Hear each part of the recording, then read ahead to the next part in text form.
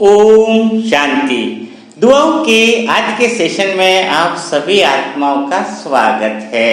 सब आत्माएं बहुत अच्छी होंगी, बहुत अच्छे से टास्क कर रही होंगी।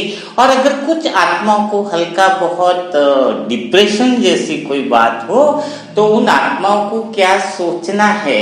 एक्चुअल में डिप्रेशन कभी होना ही नहीं चाहिए। डिप्रेशन उन्हीं आत्माओं को होता है जो कंफ्यूजन में चलती है, जिनको सही दिशा समझ में नहीं आती है कि मैं क्या करूं और अपना दोष दूसरों पर देते हैं। ऐसे लोग ज्यादा डिप्रेशन का शिकार होते हैं।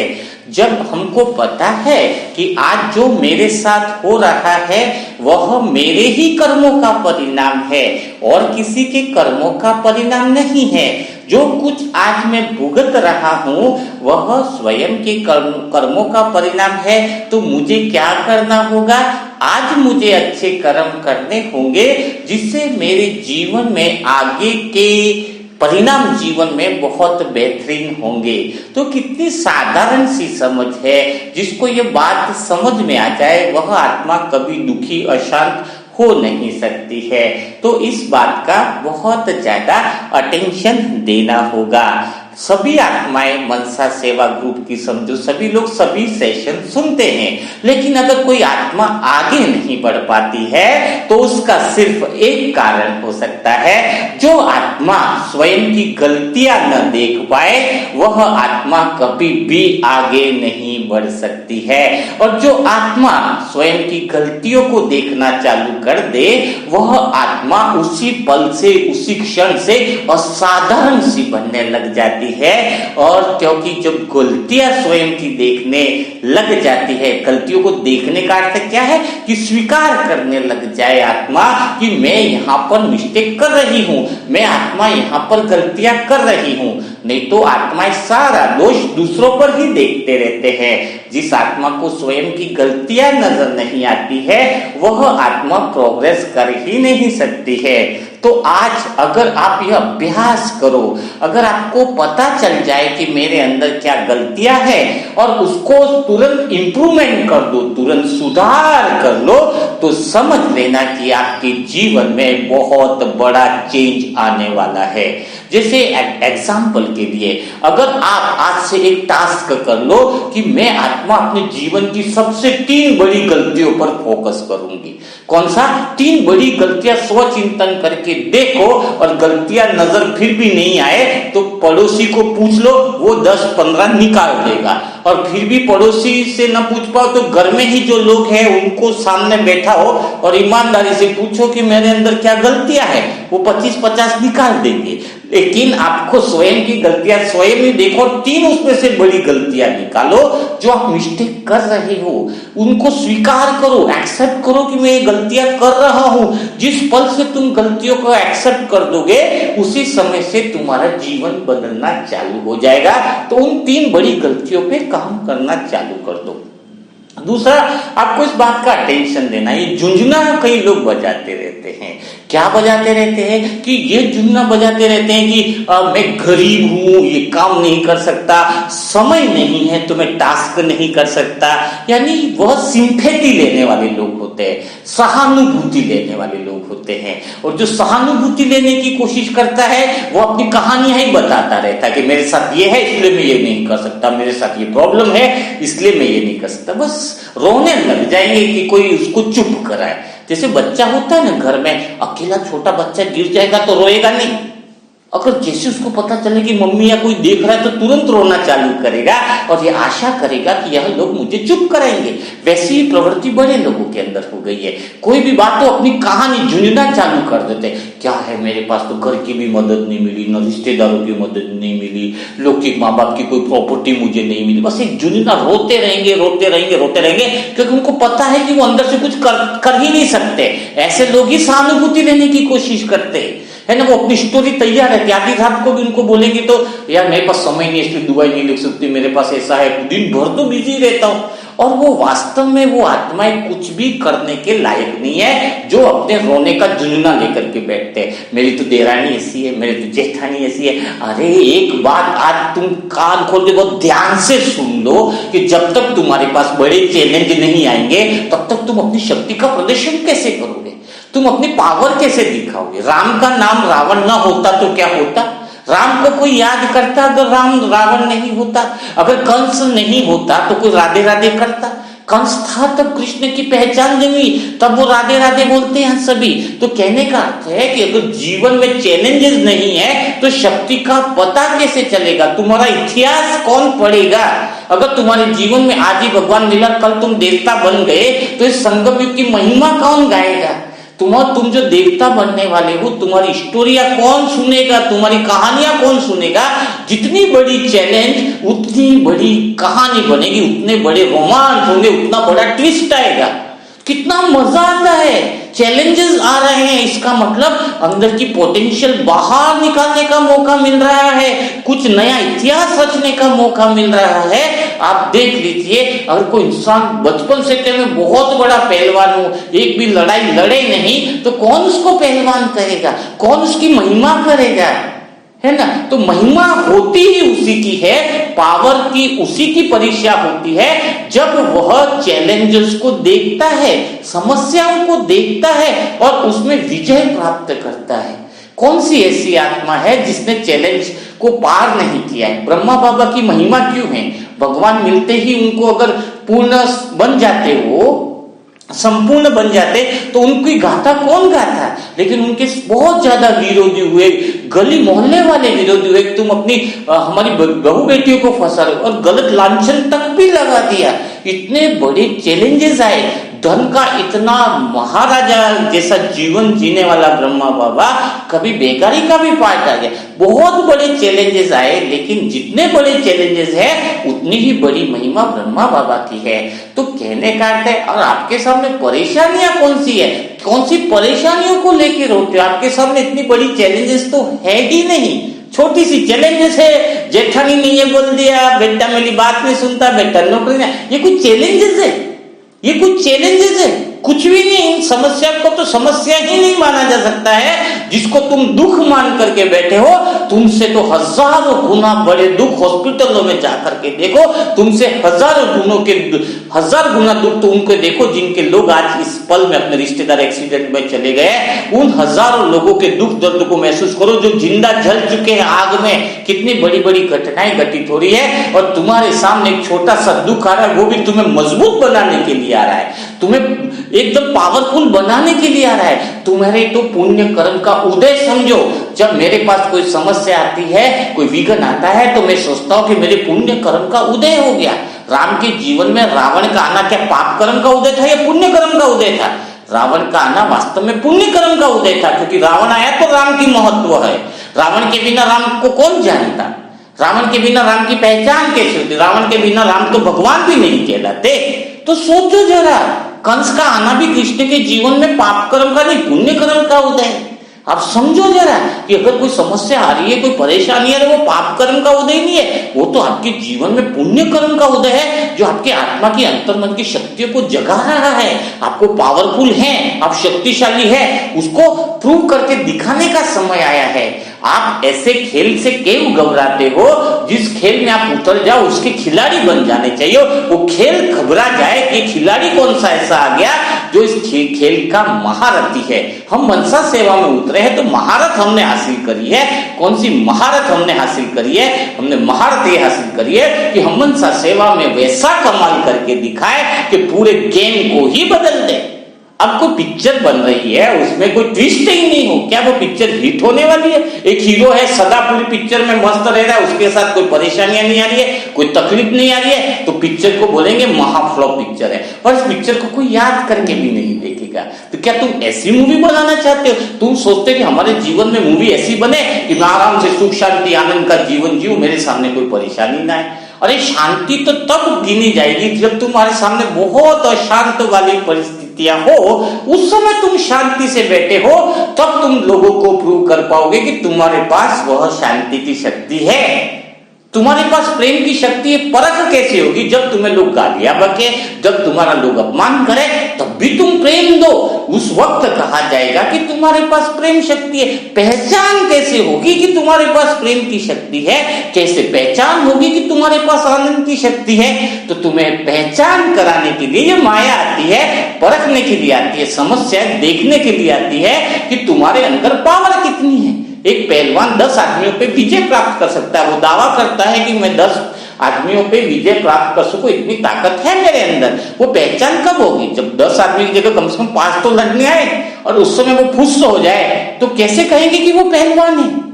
और लोग मानेंगे भी कैसे कि ये पहलवान है? जब तक एक बार वो डिफीट करके नहीं बताए, 5 आदमियों पे 10 आदमियों को डिफीट करके ना बताए, तब तक वो पहलवान माना नहीं जा सकता है। तो आपके अंदर शांति है तब तक प्रूव नहीं हो सकती जब तक 2, 5, 10 लोग आपको गाली नहीं बके, उल्टी सुल्टी बातें न करे और उस समय आप शांत रहना का गुण न दिखा सको, शांति की अभिव्यक्ति न दिखा सको, तो आपके पास शांति है ही नहीं। घर में बैठे हो कि शांति शांति, कमरे में बैठ करके, वो कोई शांति है? वो सबूत ही नहीं हुआ ना आपके पास। शांति उसे कहेंगे जो अशांति के बीच में भी अपने गुण को बनाए रखे। प्रेम उसे कहेंगे कि कोई इंसान आपका बुरा भी करे तब भी आप उसको प्रेम बोल से बोलो, वह है आपके प्रेम की शक्ति।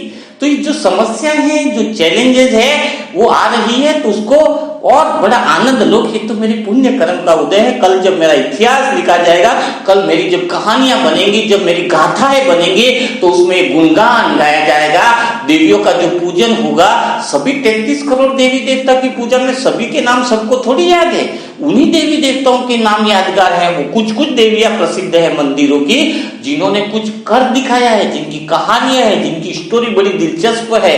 जिस हीरो की कहानी में बड़े ट्विस्ट होते हैं, उसका जीवन ही बड़ा मजेदार होता है। और ट्विस्ट न हो तो जीवन फिर मजेदार कैसे होगा?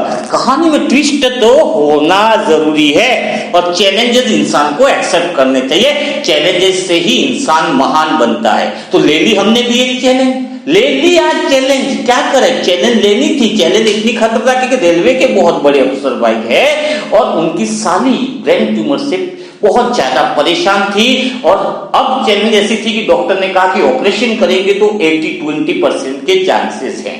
20% सक्सेस के हैं, 80% नहीं है। उनको ब्रेन हेमरेज या फिर वो वो क्या बोलते हैं कि कोमा में जाना, ऐसी भी परेशानियां हो सकती हैं ऑपरेशन करने पर। और अगर ऑपरेशन नहीं करें तो 6 महीना 8 महीना अपना जीवन निकाल सकती है, साल भर निकाल सकती है मुश्किल से। तो बताओ उनको क्या डिसीजन लेना चाहिए? ऑपरेशन करें तो 20% चांसेस है, तुरंत ही डेड जा सकते हैं। तो फिर वो अगर कोमा में चले गए तो लंबा समय तक जाएंगे। तो जब ये चैलेंजेस आ ही गई है सामने, तो हमने कह दिया बात को कि बहन से बात करें, कि बहन को 3 दिन से 4 दिन से उनके आसपास ही हम हैं, कि बोलो तुम मेरा बाबा बोल के तुम चालू कर दो, जो तुम्हें संकल्प दे रहे हैं वो तुम चालू कर दो। और उस बहन ने कहा उम्र है सिर्फ 26 साल की, 26 जो ईयर्स की एज है वो बहुत छोटी है, इतनी कोई बड़ी एज भी नहीं कहेंगे। पिंकी बहन उनका नाम है और बहुत जबरदस्त है, मतलब ये कह सकते हैं छोटी गुड़िया के रूप में उनको जो है वो पिंकी कहते हैं और बड़े में प्रज्ञा बहन कहते हैं।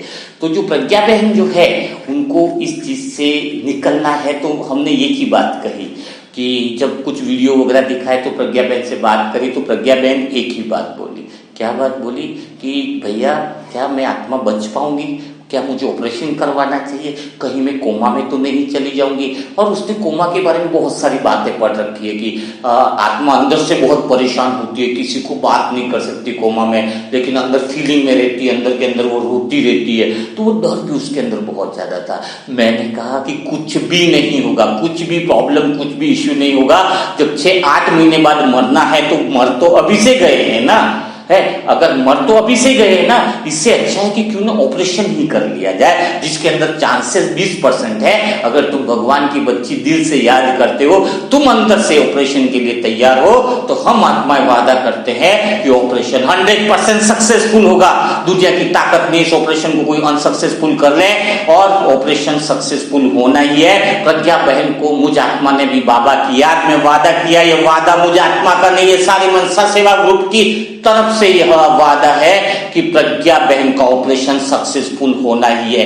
इस चैलेंज को स्वीकार कर लिया गया है, क्योंकि जब राहुल भाई का, लव भाई का सारे वीडियोस उन्होंने देखे तो प्रज्ञा बहन के अंदर वो कॉन्फिडेंस आ गया है। उस आत्मा ने भगवान पर भरोसा किया है, उस आत्मा ने मनसा सेवा की ग्रुप की आत्माओं पर भरोसा किया है कि हो जाए एक नया चैलेंज। जितना बड़ा चैलेंज होगा, मनसा सेवा ग्रुप की कहानियां भी, सभी आत्माएं संगम युग की ये जो कहानियां होगी वो हर युग में गाई जाएगी। आप आत्माओं का गायन हर द्वापर युग से लगाकर सभी आत्माएं आपका गायन करेंगी, जो जो भी इस कार्य के निमित्त बनाए। तो क्यों हम बड़े चैलेंज से डरे? जितना बड़ा चैलेंज होगा उतनी बड़ी सफलता होगी, उतनी बड़ी शक्ति को दिखाने का अवसर मिलेगा। आप कोई साधारण आत्माएं नहीं हो, 108 में आने वाली आत्माएं हो।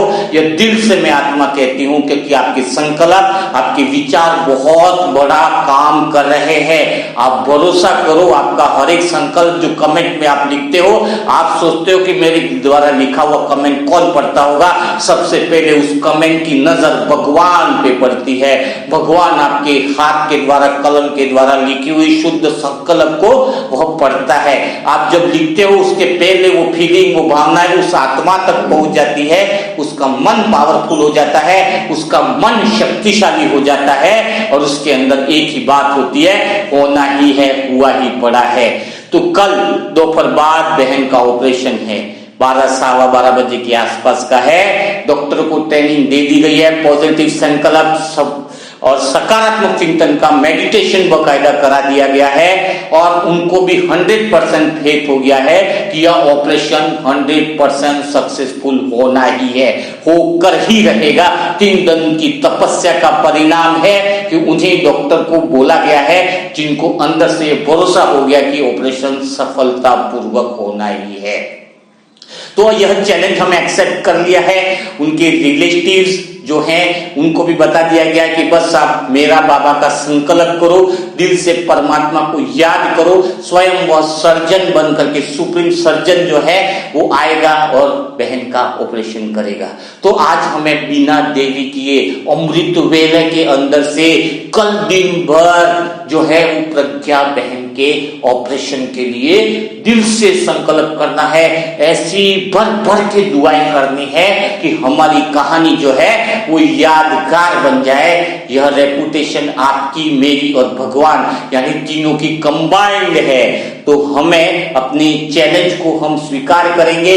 हम आत्माएं डरने वाली नहीं है। हम आत्माएं उस केस को खुले आम चैलेंज के रूप में ले सकते हैं जिसको डॉक्टर भी असंभव करते हैं, क्योंकि भगवान के महावाक्य है, जहां पर धन असंभव को संभव करने की ताकत न रखे, वहां पर दुआएं ऐसी कमाल करती है कि असंभव को भी संभव कर देती है। तो बिना देरी किए प्रज्ञा बहन के लिए कल के ब्रेन ऑपरेशन के लिए, ब्रेन ट्यूमर का बहुत बड़ा ऑपरेशन है, उनकी ब्रेन की सर्जरी से, तो हमें तो बस इतना ध्यान रखना है कि ऑपरेशन सक्सेसफुल हो जाए और वह आत्मा अच्छी तरीके से होश में आ रहे और अपने जीवन में आगे का समय भगवान के लिए समर्पित कर दे। तो बिना देरी किए आप इसी समय, इसी पल से प्रज्ञा बहन पर पूरा फोकस करो। साथ में वेदिका बहन का जो कैंसर की 4th स्टेज है उसके लिए निरंतर दुआएं देना बंद नहीं करना। मैं जिन आत्माओं का नाम लेता हूं लगातार करना है, उसका मतलब वो बहुत ज्यादा सीरियस केसेस में होते हैं। और ऋषिका राज का ऑपरेशन तो सक्सेसफुल हो ही गया है, लेकिन वो पूर्णतया उस बीमारी से निकल जाए तो ऋषिका राज का भी हमें केस पर क्या करना है, उन पर भी बहुत बहुत ज्यादा अटेंशन देना है। और अनुष्का बहन जिसको शांति की किरणें अपने को निरंतर देनी है, ताकि वह हर एक आत्मा आज कमिटमेंट करे कि अनुष्का बहन की भी शांति के लिए कम से कम 10 संकल्प रोज करे, नियम बना ले, क्योंकि यह आपकी मेरी नहीं पूरे मनसा सेवा ग्रुप की हिस्ट्री बनने वाली है कि हम वह प्रैक्टिकल में करके दिखाते हैं जो दुनिया असंभव मानती है, क्योंकि हमारे साथ स्वयं 1000 भुजाओं वाला भगवान हमारे साथ है। और जो डेली का टास्क दिया जाता है आपको, उसी के अंदर 10 आत्माएं विशेष रहेंगी, उनके नाम आपको नीचे कल से लिख दिए जाएंगे कि उन पर विशेष दुआएं देनी है, ताकि आप कंफ्यूजन न रहो। ठीक है ना।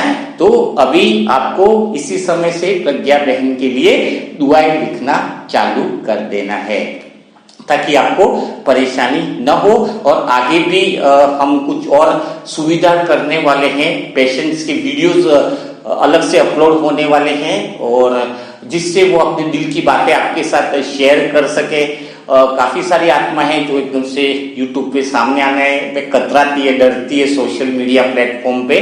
तो धीरे धीरे अभी उनका डर वो खत्म होने जा रहा है। तो जो नई आत्माएं जो जुड़ी है उनके लिए मोबाइल नंबर है 7202921969। उस पर अपना नाम लिखें और एड्रेस जरूर लिखें, ताकि उनको जोड़ने में आसानी रहे। तो कल फिर हम मुलाकात करेंगे ऐसे ही वीडियो के साथ। तब तक के लिए सभी भाई बहनों को ओम शांति। तो स्टार्ट हो जाओ दिल से दुआ देने के लिए प्रज्ञा बहन को। कल का ऑपरेशन सक्सेसफुल हो, एक्चुअल टाइमिंग कल पता चल जाएगी। ओम शांति।